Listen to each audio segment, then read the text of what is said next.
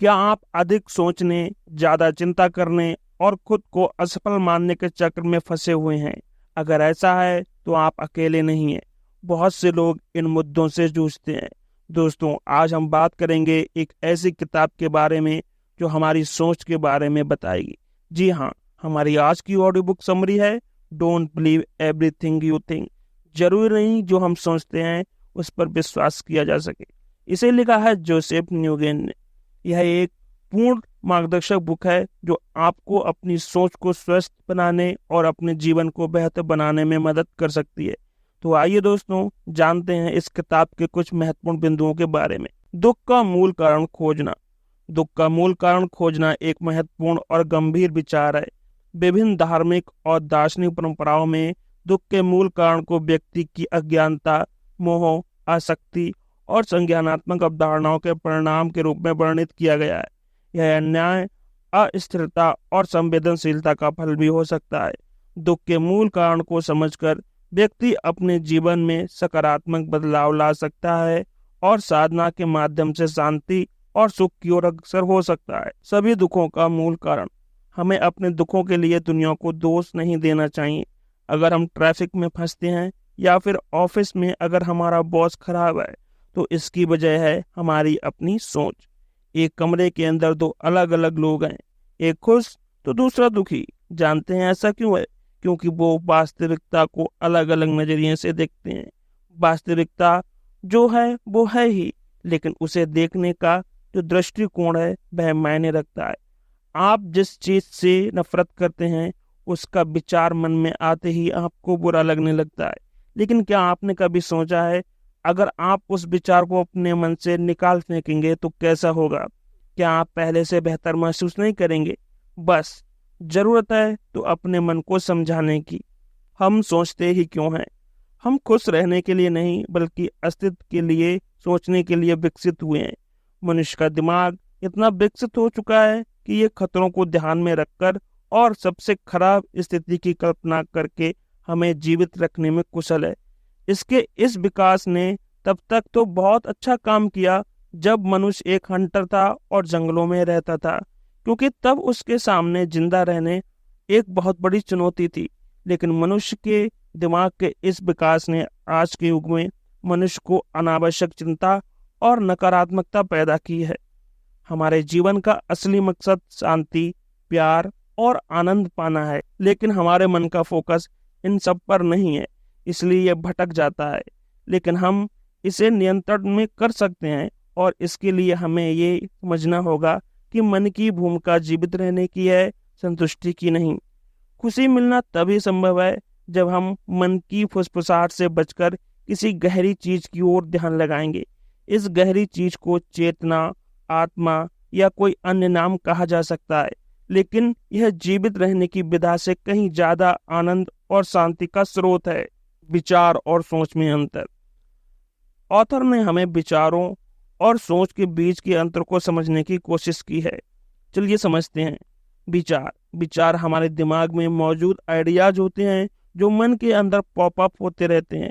हम इस पर नियंत्रण नहीं कर सकते कि वे कहाँ से आते हैं, लेकिन उनके स्रोत को हमारे व्यक्तिगत दिमाग से कहीं बड़ा माना जाता है, जिसे अक्सर ब्रह्मांड कहा जाता है। जब हम सबसे शांतिपूर्ण, प्रेमपूर्ण और आनंदित होते हैं तो हमारे दिमाग में सकारात्मक विचार स्वाभाविक रूप से प्रकट होते हैं। ये अच्छी भावनाएं सीधे तौर पर विचारों का कारण नहीं बनती। ये एक बोनस लाभ की तरह है जो खुश रहने के साथ आता है। इसे धूप की तरह समझें। जब बाहर रोशनी होती है तो फूल स्वाभाविक रूप से खिलते हैं। इसी तरह आपकी आंतरिक खुशी बिना किसी प्रयास के सकारात्मक विचारों को जन्म दे सकती है। सोच। हमारी सोच हमें बुरा महसूस करा सकती है। अपने विचारों पर बहुत अधिक ध्यान केंद्रित करने से चिंता, संदेह और अन्य नकारात्मक भावनाएं पैदा हो सकती हैं। आप अपनी ड्रीम सैलरी की कल्पना करें। इसके बारे में सोचकर पहले तो आपको अच्छा लगेगा, लेकिन फिर आपका इसका विश्लेषण शुरू कर देंगे, जिससे आपके मन में डाउट पैदा होंगे। यह ज्यादा सोचना ही आपकी शुरुआती खुशी को खत्म कर सकता है।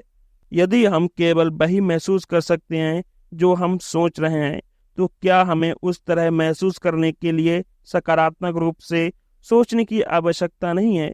जैसा कि आमतौर पर समझा जाता है, सकारात्मक भावनाएं अच्छे विचारों को आपके मन में नहीं लाती हैं।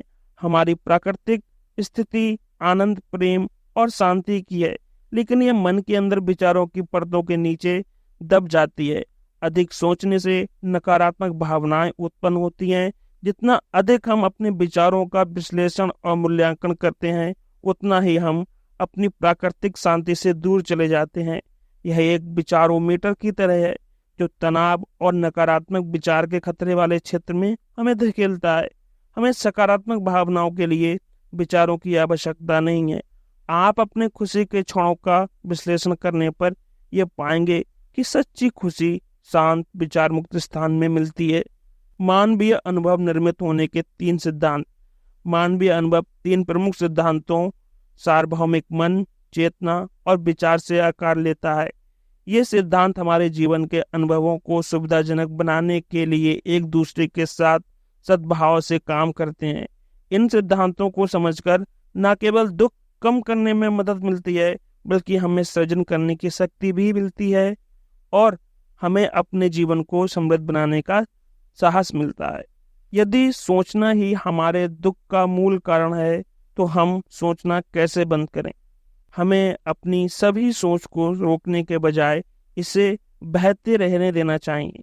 बस जरूरत है तो इस बात की कि फंसे नहीं रहना चाहिए। इसे पानी एक गंदे कटोरी की तरह समझें।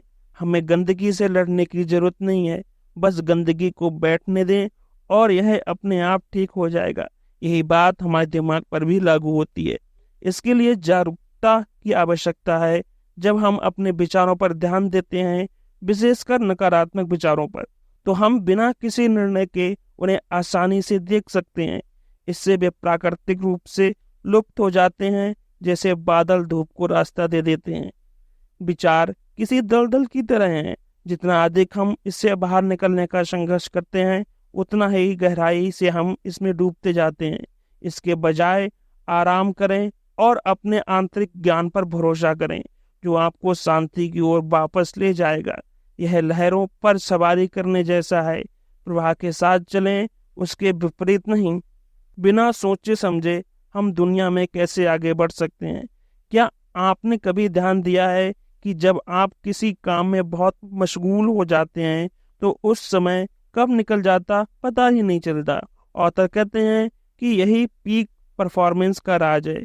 पीक परफॉर्मेंस के लिए सिर्फ कड़ी मेहनत या सोच की आवश्यकता नहीं होती, बल्कि अपने अंदर के विचारों को भी शांत करने की आवश्यकता होती है। यदि हम सोचना बंद कर दें, तो हमारे लक्ष्यों, सपनों और महत्वाकांक्षाओं का क्या होगा? हमारा सोचने वाला दिमाग हमारे अधिकांश दुखों का स्रोत है, और हम अपने विचारों को शांत करके और प्रेरणा के गहरे स्रोत से जुड़कर एक बेहतर जीवन और लक्ष्य बना सकते हैं।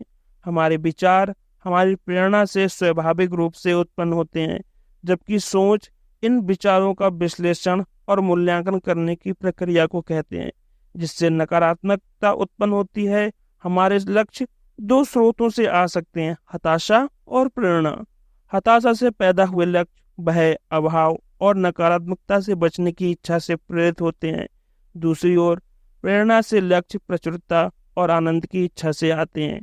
बिना शर्त का प्यार और सृजन। अनकंडीशनल प्यार एक ऐसा प्यार है जो रीजन और जस्टिफिकेशन से ऊपर उठकर है।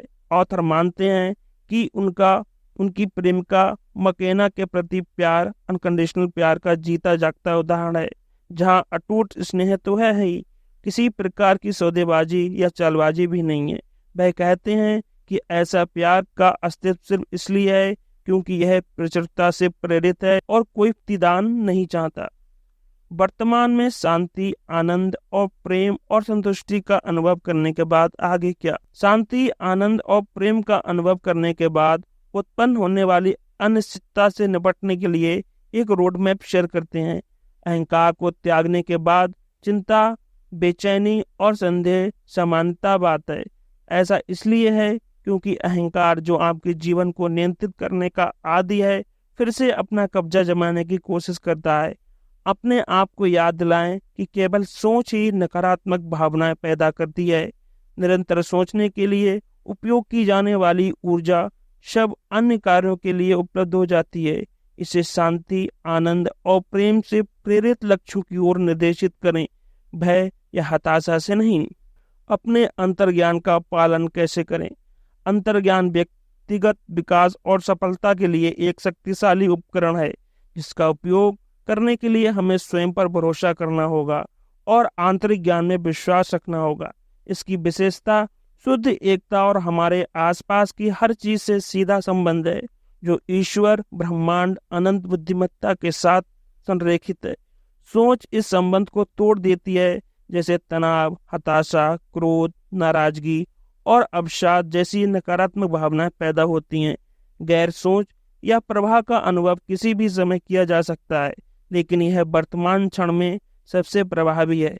आध्यात्मिक गुरु और नेता सत्य को खोजने के लिए ध्यान, प्रार्थना और वर्तमान क्षण में रहना सिखाते हैं।